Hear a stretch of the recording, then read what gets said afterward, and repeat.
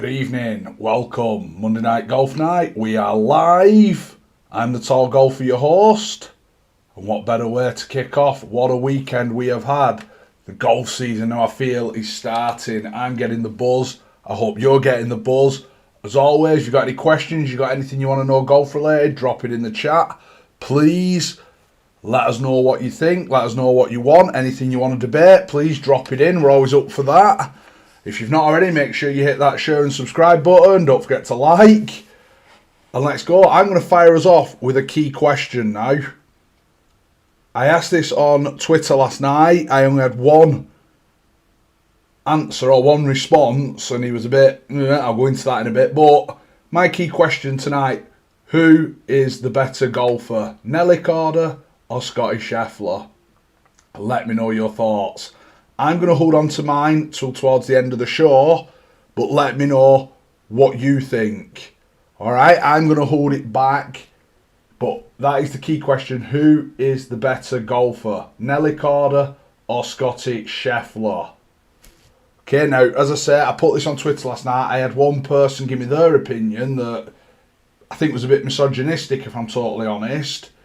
It was one's won 2 Masters and it hits a drive 340 yards. Well, that doesn't mean you're a great golfer.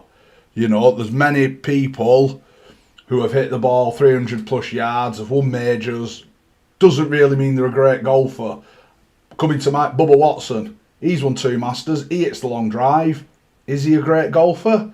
I think if you were to ask people who are great golfers, I don't think Bubba Watson's in most people's top 20. So I think that were more misogynistic than actual opinion and fact, but let me know yours. Okay, let me know who you think is the better golfer, Scotty Scheffler or Nelly Korda, and tell me why. Now, on that, obviously, the LPGA, it was the Chevron Championship, their major, and the reason being Nelly Korda won again.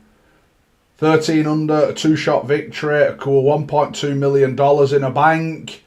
But more importantly, she's equalled the record of 5 wins in 5 starts. That is unbelievable. Maya Stark was second on -11. Shows the quality of the field. There were some really good players. But Nelly Korda at the minute, like we say, she's tied Nancy Lopez and Annika Sorensen's record of 5 wins in 5 starts. She's now going for the record of 6 in 6. I'll be honest, I can't see Nelly losing. If you're new to golf and you want somebody to follow swing-wise, go check out Nelly. I've said that. Still maintain Adam Scott's got the best swing. Nelly Korda, though, he's becoming a very close second. And the results now, it's getting closer. I'm not going to lie. It's getting very, very close. Absolutely phenomenal. If you got a chance to watch some of it, it was absolutely brilliant. Now, as I said the other week, this has sort of been moved to a new venue. It used to be at the older venue. They've moved it here. There were some good holes on it, I must admit. A couple of the par 3s were very quirky. The wind got up yesterday from what I saw, and it made some of them par 3s. You had to think about it. And like I said, Nelly just did nothing wrong. She just played solid golf from what I saw. I watched the back 9 last night. She just kept putting it in the right position. Never brought anything into play. It was great golf. You know, it can't falter, absolutely brilliant. In comparison, though, I saw some of the Ladies European Tour golf yesterday at the Joburg Ladies Open. Chiara Tambellini won by 7 shots. He played some unbelievable golf. But the difference in class was quite astounding. It really was. And there's clearly, I think the European Tour and the ladies and the PGA, LPGA Tour, there's a gap creating now. I think the difference is becoming quite remarkable. Now, the LPGA's got some real quality players, but I don't see where the next lot are coming from. I feel the LET are still 2-3 leagues below where they need to be. And that's not a criticism, I don't want to say it, just from watching the golf, that was the standard it felt. When I watched the championship last night, alright, it was a major, but I watched it, the shots, the control, it was a different league to what I'd seen earlier on at the Joburg Open. The Joburg Open, there were mistakes in them. There was, like I said, Tambellini won by 7. She played some great golf. But I thought, would she have done that had she been with them other players? No, she wouldn't. It's almost like Premiership football to League Two. Now, I know people will jump on that and jump into the various comments being made about League Two. But I just feel there is a golfing class starting to be created in the ladies' game, and I hope they can come up with a way to close it, because there is some great players, but they need that chance, they need the opportunity to be playing with the likes of Nelly and them. I hope the LPGA don't become a close shop. I really don't. Let me know your thoughts on it though, please. Evening Butterpants Lover, evening Amy Lou. Okay, if you're just joining us, my key question tonight, who is the better golfer, Nelly Korda or Scotty Scheffler? Now, as I say, it's been a great weekend for sport. There's been a lot of golf. We've had 2 ladies events, we've had 3 men events. It's starting to feel like the golf season's coming now. The weather's even been nice this weekend here in the UK. Like I say, I feel now we're getting into the nitty gritty, we're getting into the big stuff. I can't wait. I'm actually really, really excited. Obviously, let me know who you think is better and why, please. The PGA Tour had 2 events this week. The first one I'm going to talk about is the Corales Punta Cana Championship. Now, this has always been sort of a second string event, but it had quite a good field. And the reason I liked it, I've watched bits of it, Billy Horschel. It was great to see Billy return to the winner's circle. Unbelievable when you think of the journey he's been on just recently. He won at Muirfield, he won at Jack's Place, he played phenomenal golf. I remember watching that and he was unbelievable. And the year after, I think he shot 84, come out and said, I'm just not right. I'm not good enough. He was very honest, obviously had some mental health issues. He was quite honest about his game, so to see him return, it's absolutely brilliant. Well played, Billy. I also like that he's grown on me, Billy. I think when he first came out, I thought he had an arrogance. I weren't too keen. But as the years have gone on, he says, I like to come to Europe, I like to travel, I like to play. He's a massive West Ham fan. He's very loyal to West Ham now. That could go against him. We know that. But he goes to games, he supports them, he follows them. Like I say, he travels round. He's really started to grow on me, Billy. And like I say, his honesty has been absolutely refreshing. I'm really impressed. You know, I'm a big Billy Horschel fan. I hope he can get back to that bigger stage now, because I think he definitely deserves it. The golf he can play is definitely up there. His putting, I think, has always been a little streaky, I'm going to use the word. Sometimes, when he's on, his putting's brilliant. Now, his technique does leave a bit to be questioned, but he's back in the winner's circle. Big congratulations to Billy. But the big one for me of this was actually the person who finished second. Wesley Bryant from the Bryant Brothers on YouTube. Obviously, they've got a massive following. They're doing some absolutely phenomenal stuff. But I remember when they came out, people sort of said, oh, they're just gimmicks. I followed them for a while. They are great golfers. They are next level. To finish second on a PGA Tour event, all right, you could say it's a second string event or a second sort of field, but you still got to do it. He shot 21 under. You've still got to go out there and post the numbers. Absolutely brilliant. His brother George played before Christmas. He made the cut. They're making cuts on the PGA Tour. They're no mugs. Obviously, like I say, what they're doing on YouTube and that is absolutely brilliant. I watched them with Peter Finch the other week. I think they're actually building their own course. I think they've actually bought a course and they renovated it and making it. And they've said, I know they said numerous times on the video, if YouTubers want to go out there for someone to film, feel free. They're trying to really grow the game. I absolutely love it. Brilliant. Great to see. Like I say, if you've got any questions, keep them coming, please. Remember, they need to be golf related. But, like I say, let me know. We've got the key question tonight. Who is the better golfer, Nelly Korda or Scotty Scheffler? Let me know and why. Now, at this point, I'm just going to say we are still running our giveaway. If you would like to join my team at the end of May in a team event, please comment. Alright, we're running this as a giveaway. The rules though, you must be 18 years of age. You must be from the mainland UK. You need to subscribe to the channel and comment Team Golf. Okay, I'll be doing the draw in a few weeks. We've got a few entries. If you want that chance, get your name in the hat. Alright, I'm going to be releasing some more information in a week or so on social media, probably on Twitter, maybe Instagram. And then we'll be doing the draw live on a Monday Night Golf nearer the time. Okay, so please let us know.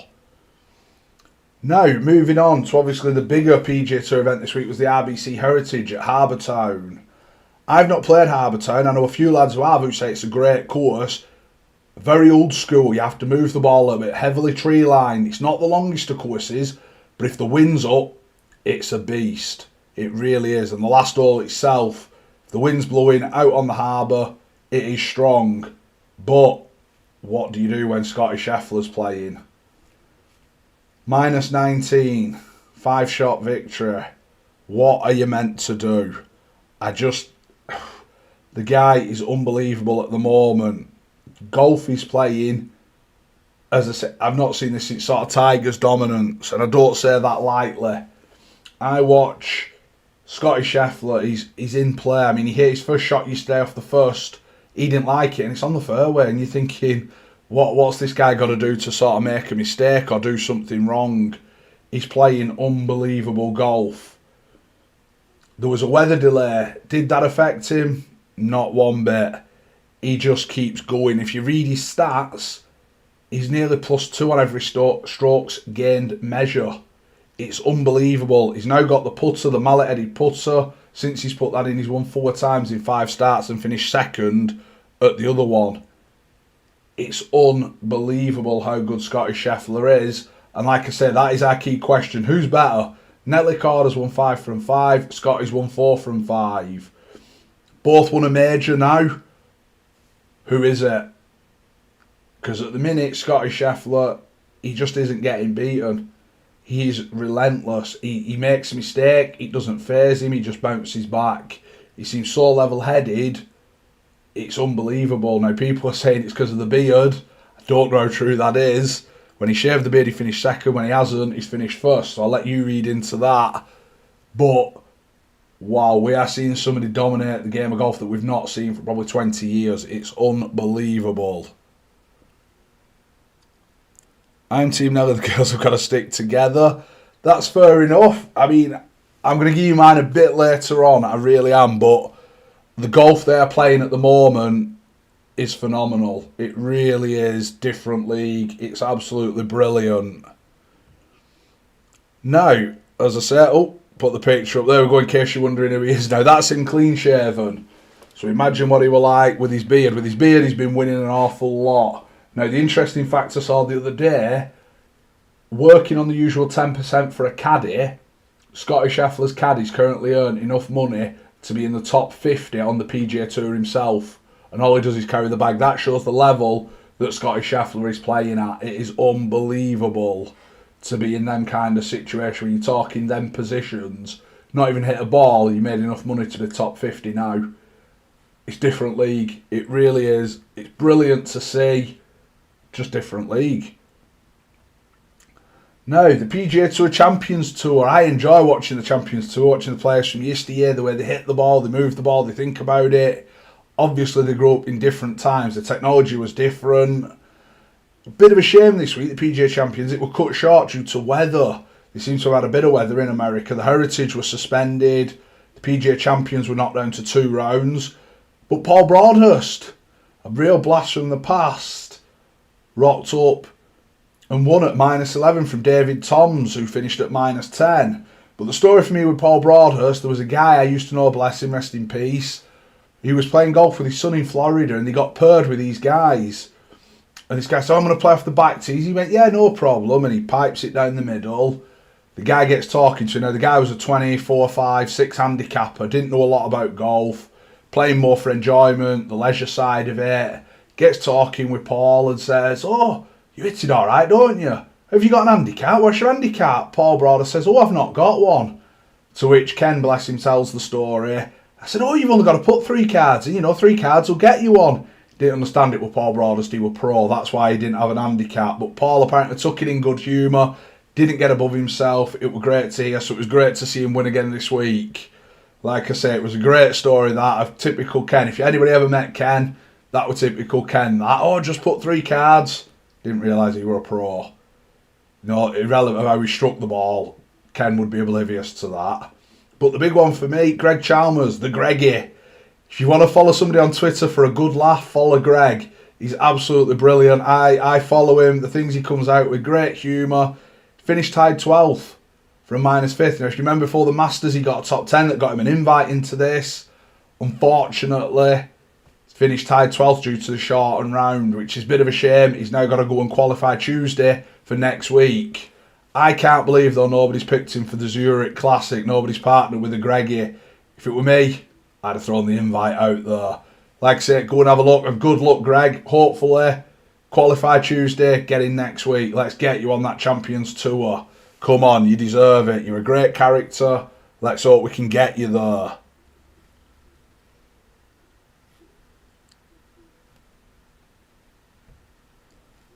Right, like I said, the golf season's up and running now. Liv returns this week. They're down in Adelaide, so it's probably going to be... I'll probably be watching the highlights. I'll be honest, I'm not getting up or staying up. Them days are long gone. Me staying up to watch golf to then go to work or try and do stuff, not happening. So I'll probably watch the highlights. But Liv Adelaide, the watering hole, the 14th. Last year, it were different. It were brilliant. Hope we get the same again this year. Obviously, Liv... It's got some great players. It really has. I am enjoying it more and more, Liv. I think I'm enjoying it because it's different. I've no issue with Liv. I've no issue with the PGA Tour. I just love golf. I watch it all. But for me, Liv's just brought something a bit different. The shotgun start. I quite like it. As somebody pointed out to me, though, has it ruined it a little bit with the pressure? Possibly, yeah, it maybe has. But I do like it. I like the team element. Because you're not just playing for yourself. I said this the other week, you could be having a nightmare, but you've still got to keep going because your score counts on Sunday. And that could be the difference between your team winning and losing. So you've always got something to play for.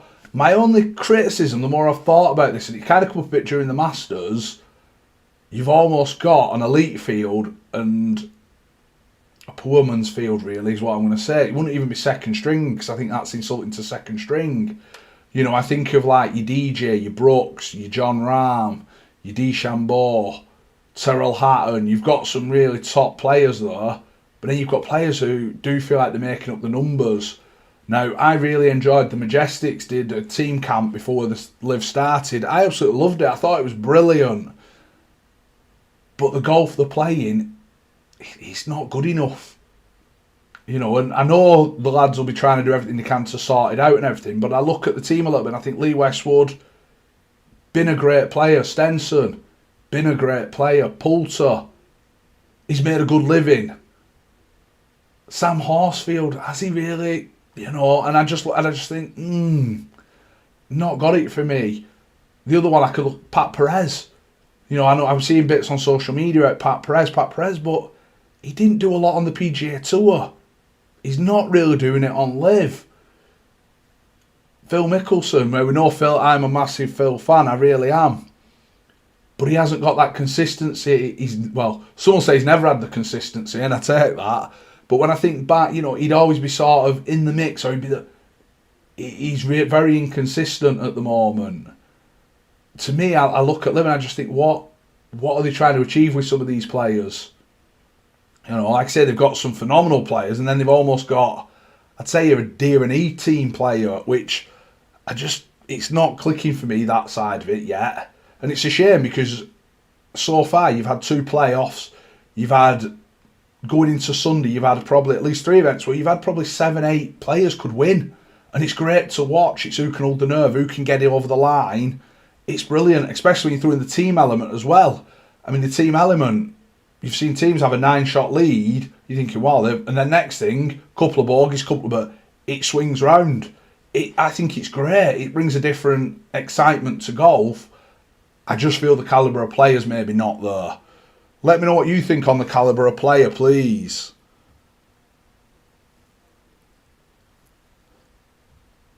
Right, before I move on, I'm going to go with who is the better player, Nelly Korda or Scotty Scheffler?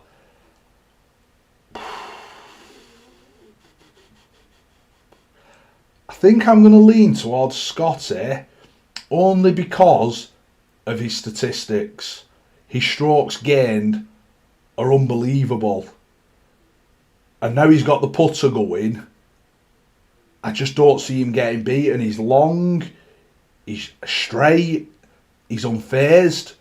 And I think if Nelly can get her stats up, I'm probably going to lean towards Nelly. But at the minute, I think Scotty's edging it purely because of the stats for me. That's the only reason. But I do think it's that close that I think if Nelly wins 6 out of 6, I think I could swear to Nelly. That is how close I am. But at the minute, I'm going to go Scotty for the stats. I really am. I just feel at the minute he is playing a different league of golf. Now, as you know, I found some of the Open star Paul. He's still on his travels. He sent me some more stuff. I absolutely love it. Now, as we know, he was in Normandy last week and he got rained off and they had to come off. But he sent me some more this week. Now, I'm just going to read this just so I don't get it, try not to get it wrong. The 8 lads from Castlehawk, including Paul, played Omar Beach on Saturday. They then got a ferry back. They managed to get back Sunday mid-afternoon, which I think is brilliant. They've done it via train and stuff, which I think is absolutely brilliant. Paul says he played all right on some of the courses. Now, this was the one for me. General GS Patton, where they played, was one of the holes. That's hole 8, and here's Paul and his mate holing out. Or not holing out, I don't know. I think that might have missed, Paul. I think you might be having me over here. But he says he absolutely loved it. Yeah, look at that for a view, scenery. Can't fault it. He says they've had a great time. But I don't know what he was doing here. What were you doing there, Paul? That takes trick shots and skill. Talk us through how you played that one. Obviously, I am joking. That is actually one of the bunkers from World War II. Paul says they were that far ahead of the group that he managed to go down, have a look. It was steeped in history. Really brilliant. He says went down, had a look in the bunkers. Obviously, they got some pictures. You know, absolutely brilliant. I think this stuff's great. If you get them chances when you play these courses, take them, please. Somebody pointed out to me, I think it was November, December time, they've stopped playing golf so serious. They're enjoying the scenario and the scenery around them. And you know what? I thought, that's not a bad way to be. You know, I think sometimes we all do. I'm guilty. We all get focused. Golf, I've got to get me. You forget to sort of admire what's around you. You're out in nature. Enjoy it. I think this is brilliant. You know, Paul and them going down in the bunker. Obviously, I'm not sure if Paul actually served in the bunker or not. Paul probably blew that one up back in the day. I joke again, Paul. I'm only having a bit of fun with you. But, you know, these options, they're there. Enjoy it. How good is that? I remember seeing not so long ago Manchester Golf Club put rules out for World War II. Somebody found the old rules. It was absolutely brilliant. It was mad. It was absolutely crazy. I will see if I can find them for next week. But it was absolutely brilliant about, like, if a bomb goes off and it moves your ball, that's a shot penalty. But if a bomb goes, run for cover or something, run to the nearest tree. There were some absolute rules. Honestly, they were brilliant. I will see if I can find them for you for next week. Absolutely brilliant. Obviously, like I said, Paul and them have gone down seeing the bunker. Absolutely brilliant. Now, Paul has asked me to mention a shout out to John, who was with them, a 14 handicapper. Apparently, he's been organising the trip for 25 years to Deville. I hope I'm saying this right. Deville. Okay, he's just asked me, can I give? He says he played great. Did John, 14 handicapper. It was great to watch. 25 years organising a trip. That alone, it's probably aged the bloke 25 years, because I know what some of these trips can be like. You always get somebody chipping in with the, oh, can I just do this? Or I want this, and somebody else pops in, and before you know it, your trip's gone down the hill because everybody's having the two penn'orth. Or you get the one person who you guarantee forgets the passport, forgets the clubs, doesn't do something. You always end up hearing a story, and I know what these trips can be like. So well done, John. Big shout out to John. Let's have a look now. Definitely enjoy the nature and views on the courses. Oh, definitely, Amy. I went Devon 2 years ago. We went for our family holiday, but we actually walked around Royal North Devon Golf Club, and the views and everything. Oh, it was unbelievable. Little to have some really good holes, but the views. We walked up the side, up the coast. It was absolutely beautiful. It just weren't ideal with a pram. That was a bit, oh, my hands up, sorry love. I had to sort of carry the pram a little bit. But Royal North Devon, the views and everything was just beautiful. It really was. Something I think I'm going to have a big push on this year, especially when we go out filming. I think I might have to do a few scenery shots, a few views. Let's just enjoy it. You know, life's too short, isn't it, to get stressed.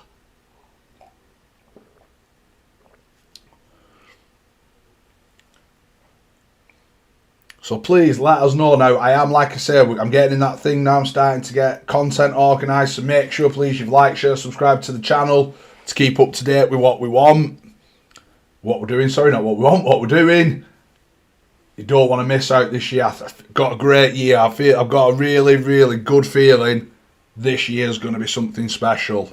I really do.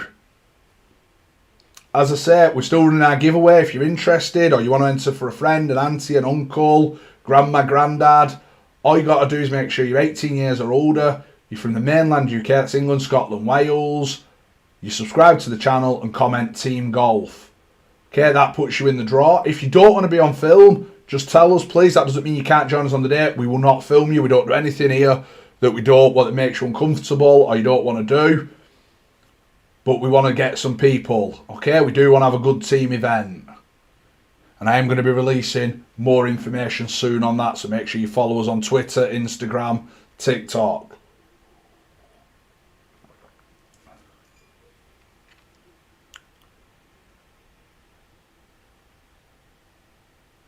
Okay, don't forget after this, we do our Monday Night Golf Night Extra over on TikTok. We're a bit more relaxed, more sports rather than just golf.